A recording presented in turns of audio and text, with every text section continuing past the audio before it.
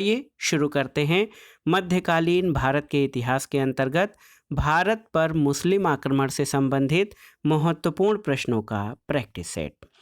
पहला प्रश्न है दोस्तों, पैगंबर हजरत मोहम्मद का जन्म हुआ था कब? ऑप्शन है 570 ईस्वी में, 622 ईस्वी में, 642 ईस्वी में या फिर 670 ईस्वी में। तो सही उत्तर है 570 ईस्वी में, ऑप्शन ए। दोस्तों मक्का सऊदी अरब में स्थित है और यहीं पर 570 ईस्वी में इस्लाम धर्म के प्रवर्तक हजरत मोहम्मद साहब का जन्म हुआ था। तो याद रखिएगा, पैगंबर हजरत मोहम्मद का जन्म 570 ईस्वी में मक्का में हुआ था। अगला प्रश्न है दोस्तों, हिंद या भारत की जनता के संदर्भ में हिंदू शब्द का प्रथम बार प्रयोग किया था किसने? यूनानियों ने, रोमवासियों ने, चीनियों ने या फिर अरबों ने? तो सही उत्तर है अरबों ने, ऑप्शन डी। दोस्तों हिंद या भारत की जनता के संदर्भ में हिंदू शब्द का प्रयोग सबसे पहले अरबों के द्वारा किया गया था, याद रखिएगा। अगला प्रश्न है, भारत पर पहला मुस्लिम आक्रमण किस वर्ष हुआ था? ऑप्शन है 647 ईस्वी में, 1013 ईस्वी में, 711 ईस्वी में या इनमें से कोई नहीं। तो सही उत्तर हो जाएगा इनमें से कोई नहीं। सही डेट आपको बताना है कि किस वर्ष में भारत पर पहला मुस्लिम आक्रमण हुआ था। तो याद रखिएगा, भारत पर पहला मुस्लिम आक्रमण 636 ईस्वी में खलीफा उमर के समय मुंबई के निकट थाने पर हुआ था, लेकिन ये आक्रमण असफल रहा। भारत पर पहला सफल मुस्लिम आक्रमण 712 ईस्वी में मोहम्मद बिन कासिम के नेतृत्व में हुआ था, जब अरबों ने सिंध पर आक्रमण किया था। तो याद रखिएगा, भारत पर पहला मुस्लिम आक्रमण 712 ईस्वी में मोहम्मद बिन कासिम के नेतृत्व में हुआ था। अगला प्रश्न है, मोहम्मद बिन कासिम द्वारा सिंध की विजय कब हुई थी? आपको बताना है 713, 716 ईस्वी, 712 ईस्वी या 719 ईस्वी।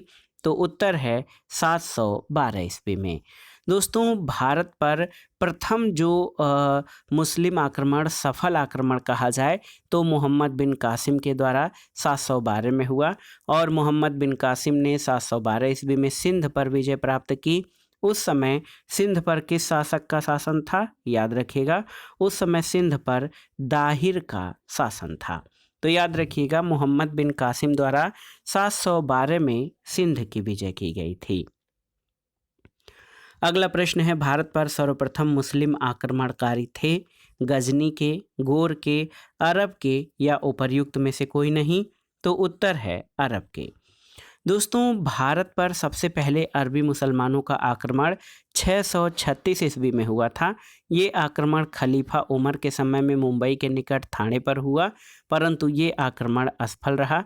भारत पर पहला सफल आक्रमण 712 ईस्वी में मोहम्मद बिन कासिम के द्वारा किया गया था। अगला प्रश्न आसान सा है कि मोहम्मद बिन कासिम था तुर्क, मंगोल, अरब या तुर्क अफगान? तो उत्तर है अरब। दोस्तों आप जान लीजिए कि मोहम्मद बिन कासिम अरब का था। वह इराक के राजा अल हज्जाज का भतीजा और दामाद दोनों था। जिस समय उसने सिंध पर आक्रमण किया उसकी आयु लगभग 17 वर्ष थी। तो ये देखिए कितने कम उम्र में जो है उसने किसी दूसरे देश पर आक्रमण किया। तो 712 ईस्वी में मोहम्मद बिन कासिम ने भारत में सिंध पर आक्रमण किया था। उस समय उसकी आयु 17 वर्ष थी। अगला प्रश्न है, इनमें से कौन गजनी राजवंश का संस्थापक था? अलप्तगीन, महमूद, सुबुक्तगीन या फिर इस्माइल? सही उत्तर क्या हो जाएगा? अलप्तगीन। दोस्तों गजनी वंश का संस्थापक अलप्तगीन था और गजनी वंश का अन्य नाम यामिनी वंश है। याद रखिएगा, यामिनी जो है ये गजनी वंश का एक अन्य नाम है और इसका संस्थापक अलप्तगीन था। अगला प्रश्न है, महमूद गजनवी का दरबारी इतिहासकार कौन था? आपको बताना है हसन निजामी, उतबी, फिरदौसी या चंदबरदाई? तो उत्तर है उतबी। दोस्तों महमूद गजनवी शिक्षित और सुसभ्य था। वह विद्वानों और कलाकारों का सम्मान करता था। उसका दरबारी इतिहासकार उतबी था। उसने किताब उल यामिनी अथवा तारीख़ यामिनी नामक ग्रंथ की रचना की थी। तो याद रखिएगा, किताब उल आमिनी या तारीख़ यामिनी ग्रंथ का लेखक जो है महमूद गजनवी का दरबारी इतिहासकार उतबी था। अगला प्रश्न है, शाहनामा का लेखक कौन था, आपको बताना है। उतबी, फिरदौसी, अलबरूनी या फिर बरनी। तो उत्तर है फिरदौसी। दोस्तों, शाहनामा फिरदौसी की रचना है और फिरदौसी महमूद गजनवी के दरबार का प्रसिद्ध विद्वान कवि था। अगला प्रश्न है, महमूद गजनी के साथ भारत आने वाला प्रसिद्ध इतिहासकार कौन था, आपको बताना है। ऑप्शन है फरिश्ता, अलबरूनी, अफीफ या फिर इब्न बतूता। तो उत्तर है आपका अलबरूनी, ऑप्शन बी। दोस्तों, याद रखिएगा कि महमूद गजनी के साथ भारत आने वाला प्रसिद्ध इतिहासकार अलबरूनी था। अगला प्रश्न है, अलबरूनी भारत आया था कब? 9वीं शताब्दी ईस्वी में, 10वीं शताब्दी ईस्वी में, 11वीं शताब्दी ईस्वी में या 12वीं शताब्दी में। तो उत्तर है अलबरूनी 11वीं शताब्दी में भारत आया था। ऑप्शन सी आपका सही उत्तर है। तो याद रखिएगा दोस्तों, महमूद गजनी के साथ अलबरूनी भारत आया था और ये 11वीं शताब्दी का समय था। अगला प्रश्न है, निम्नलिखित में से किसने महमूद गजनी के हमले के बाद सोमनाथ मंदिर का पुनर्निर्माण किया? भीमराज प्रथम, भीमदेव, मूलराज या जय सिंह सिद्धराज ने। तो उत्तर क्या हो जाएगा? भीमदेव ने, ऑप्शन बी।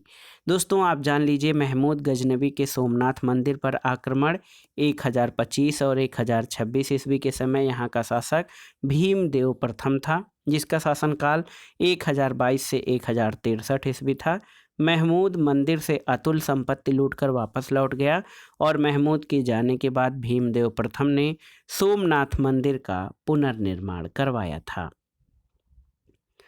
अगला प्रश्न है, किसने एक तरफ संस्कृत मुद्रा लेख के साथ चांदी के सिक्के निर्गत किए थे? मोहम्मद बिन कासिम, महमूद गजनवी, शेर शाह या फिर अकबर ने। तो उत्तर हो जाएगा महमूद गजनवी, ऑप्शन बी। दोस्तों, आप जान लीजिए, संस्कृत मुद्रा लेख के साथ चांदी के सिक्के महमूद गजनवी ने जारी किए थे और महमूद गजनवी के द्वारा जारी जो चांदी के सिक्के के दोनों तरफ 2 अलग अलग भाषाओं में मुद्रा लेख अंकित थे। अगला प्रश्न है, निम्नलिखित में से मध्य एशिया के किस शासक ने 1192 में उत्तर भारत को जीता था? जलालुद्दीन मंगबरनी, गजनी का महमूद, शिहाबुद्दीन मोहम्मद गोरी या चंगेज खां। तो उत्तर है शिहाबुद्दीन मोहम्मद गोरी, ऑप्शन सी। दोस्तों, मध्य एशिया के शासक शिहाबुद्दीन मोहम्मद गोरी ने 1192 ईस्वी में उत्तर भारत को जीता था। ऑप्शन सी आपका सही उत्तर है। अगला प्रश्न है, मोहम्मद गोरी को सबसे पहले किसने पराजित किया? भीम द्वितीय, पृथ्वीराज चौहान, जयचंद या पृथ्वीराज द्वितीय। तो उत्तर है भीम द्वितीय ने, ऑप्शन ए। दोस्तों, आप जान लीजिए 1178, ये सन याद रखिए, 1178 ईस्वी में मोहम्मद गोरी ने गुजरात पर आक्रमण किया, किंतु मूलराज द्वितीय या भीम द्वितीय ने अपनी योग्य और साहसी विधवा माँ नायिका देवी के नेतृत्व में आबू पर्वत के निकट गोरी का मुकाबला किया और उसे परास्त कर दिया। यह गोरी की भारत में पहली पराजय थी। अगला प्रश्न है, मोहम्मद गोरी ने जयचंद को किस युद्ध में पराजित किया था? तो आप सभी जानते भी होंगे दोस्तों, ये था चंदावर का युद्ध 1194 ईस्वी। आप जान लीजिए, 1194 में चंदावर के युद्ध में मोहम्मद गोरी ने कन्नौज के गढ़वाल राजा जयचंद को पराजित किया था। अगला प्रश्न है, वह युद्ध जिसमें भारत में मुस्लिम शक्ति की स्थापना हुई थी? तराइन का प्रथम युद्ध, तराइन का द्वितीय युद्ध, पानीपत का प्रथम युद्ध या पानीपत का द्वितीय युद्ध। तो सही उत्तर है तराइन के द्वितीय युद्ध में। दोस्तों, याद रखिएगा, 1192 में तराइन के द्वितीय युद्ध में मोहम्मद गोरी द्वारा पृथ्वीराज चौहान की पराजय के बाद भारत में मुस्लिम शक्ति की स्थापना हुई थी। अगला प्रश्न है, किस मुस्लिम शासक के सिक्कों पर देवी लक्ष्मी की आकृति बनी हुई है? ऑप्शन है मोहम्मद गोरी, अलाउद्दीन खिलजी, अकबर या उपर्युक्त में से कोई नहीं। तो उत्तर है मोहम्मद गोरी। दोस्तों याद रखिएगा, मोहम्मद गोरी के सिक्कों पर देवी लक्ष्मी की आकृति बनी है और दूसरे तरफ अरबी में कलमा खुदा हुआ है। अगला है प्रश्न संख्या 19 की भारत में मोहम्मद गोरी ने किसको प्रथम अक्ता प्रदान किया था? ताजुद्दीन यल्दौज, कुतुबुद्दीन ऐबक, शमसुद्दीन अल्तुतमिश या फिर नसीरुद्दीन कुबाचा को? तो उत्तर है कुतुबुद्दीन ऐबक को। दोस्तों भारत में मोहम्मद गोरी ने कुतुबुद्दीन को प्रथम अक्ता या इक्ता प्रदान किया था। ऑप्शन बी आपका सही उत्तर है। अगला प्रश्न है, मोहम्मद गोरी ने किस दास ने बंगाल और बिहार पर विजय प्राप्त की थी? आपको बताना है मोहम्मद गोरी के किस दास ने बंगाल और बिहार पर विजय प्राप्त की थी? कुतुबुद्दीन ऐबक, इल्तुतमिश, बख्तियार खिलजी या यल्दौज? तो सही उत्तर बख्तियार खिलजी। दोस्तों मोहम्मद गोरी के एक साधारण दास बख्तियारुद्दीन मोहम्मद बिन बख्तियार खिलजी ने 1193 से 1203 के मध्य बिहार की विजय की।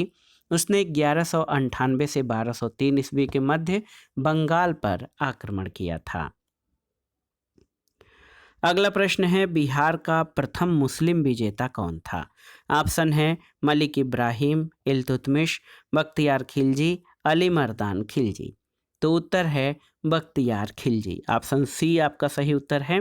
आप जान लीजिए कि बख्तियार खिलजी बिहार का प्रथम मुस्लिम विजेता था। अगला प्रश्न है, नालंदा विहार का विध्वंस किसने किया था? तो ये प्रश्न बहुत ही आसान सा है, आप जानते हैं बख्तियार खिलजी ने नालंदा विश्वविद्यालय का विध्वंस किया था और नालंदा बिहार या नालंदा विश्वविद्यालय का विध्वंस बख्तियार खिलजी द्वारा किया गया था। और ये बख्तियार खिलजी आप जान लीजिए खिलजी वंश का शासक नहीं था। और बहुत ही महत्वपूर्ण प्रश्न है, बख्तियार खिलजी जो है ये मोहम्मद गोरी का साधारण दास था। इसका नाम पूरा था इख्तियारुद्दीन मोहम्मद बिन बख्तियार खिलजी। इसने 1193 से 1203 के मध्य बिहार की विजय की थी और 1198 से 1203 के मध्य बंगाल पर आक्रमण किया था। अगला प्रश्न है, महमूद गजनवी ने भारत पर कितनी बार आक्रमण किया? 12 बार, 15 बार, 17 बार या फिर 18 बार? तो उत्तर है 17 बार। Option C. दोस्तों महमूद गजनवी ने भारत पर 17 बार आक्रमण किया था। उसका अंतिम आक्रमण 1027 में सिंध के जाटों से हुआ था। अगला प्रश्न है, महमूद गजनवी के आक्रमण का सामना करने वाला भारतीय शासक कौन था? पृथ्वीराज चौहान, राजा जयपाल, जयचंद या फिर फिरदौसी? तो उत्तर है राजा जयपाल। Option B. याद रखिएगा दोस्तों, महमूद गजनवी के आक्रमण का सामना करने वाले भारतीय शासक राजा जयपाल थे। पेशावर के निकट जयपाल और गजनवी के बीच युद्ध हुआ जिसमें जयपाल पराजित हुए थे। अगला प्रश्न संख्या 25 है, बहुत ही आसान सा है कि तराइन का प्रथम युद्ध कब हुआ था? आपको बताना है।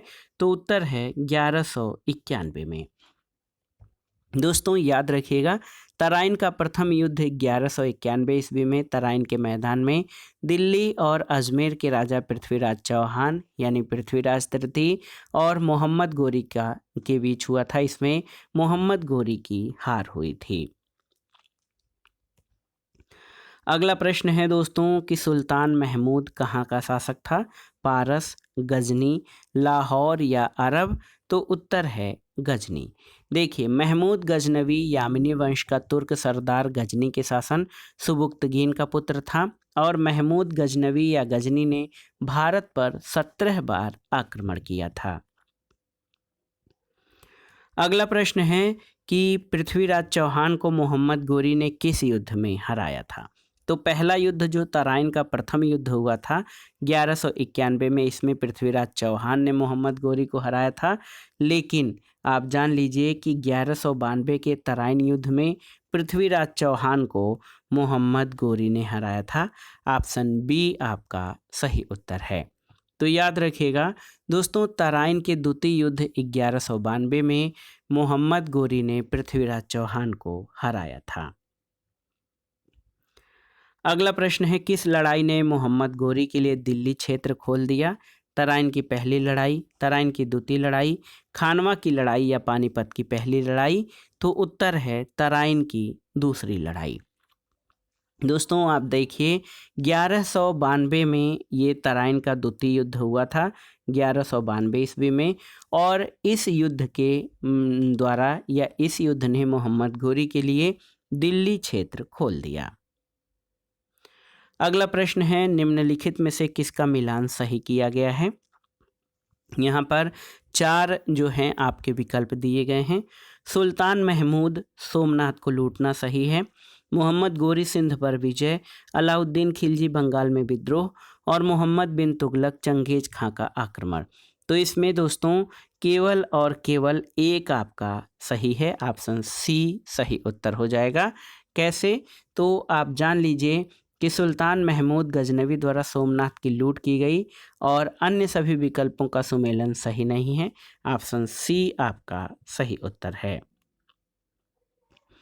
अगला प्रश्न कथन और कारण से संबंधित है, आपको इसका उत्तर देना है।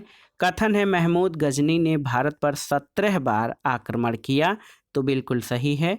कारण है कि वह भारत में अस्थायी मुस्लिम शासन की स्थापना करना चाहता था, ये गलत है। तो ए सही परंतु आर गलत, ऑप्शन सी हो जाएगा।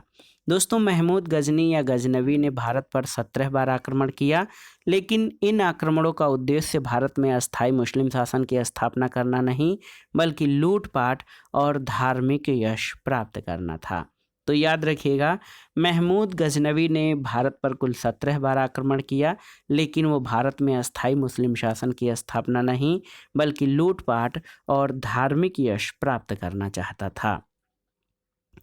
आज के प्रैक्टिस सेट का जो आखिरी प्रश्न है, ये कथन और कारण से संबंधित है। कथन है, भारत पर तुर्की आक्रमण सफल हुए, बिल्कुल सही है, और उत्तर भारत में राजनीतिक एकता नहीं थी। तो ए और आर दोनों सही हैं, और आर ए की सही व्याख्या करता है, ऑप्शन ए आपका सही उत्तर हो जाएगा। दोस्तों इसमें कथन और कारण दोनों सही हैं, और कारण कथन की सही व्याख्या करता है, क्योंकि भारत पर तुर्कों का आक्रमण सफल हुआ। इसके फलस्वरूप भारत में इस्लामी राज्य स्थापित हुआ।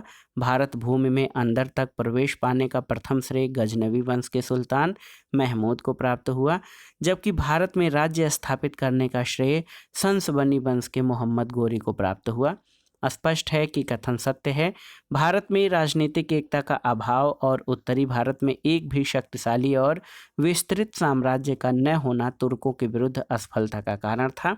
तो इस तरह से कथन और कारण दोनों सही हैं, और कारण कथन की सही व्याख्या करता है। तो दोस्तों ये था आज का प्रैक्टिस सेट, मध्यकालीन भारतीय इतिहास के अंतर्गत भारत पर मुस्लिम आक्रमण से संबंधित महत्वपूर्ण प्रश्नों का अभ्यास सेट, जो आपके आगामी विभिन्न परीक्षाओं के सामान्य ज्ञान और सामान्य अध्ययन के साथ विभिन्न राज्यों द्वारा आयोजित की जाने वाली अध्यापक भर्ती परीक्षाओं के लिए, सामाजिक विज्ञान और इतिहास विषय के लिए बहुत ही उपयोगी है। तो आप इन प्रश्नों को तैयार कर लीजिएगा। वीडियो आपको कैसा लगा हमें कमेंट बॉक्स में ज़रूर बताइएगा। वीडियो को लाइक करें, शेयर करें और इस चैनल को सब्सक्राइब करें। वीडियो देखने के लिए धन्यवाद दोस्तों, नमस्कार।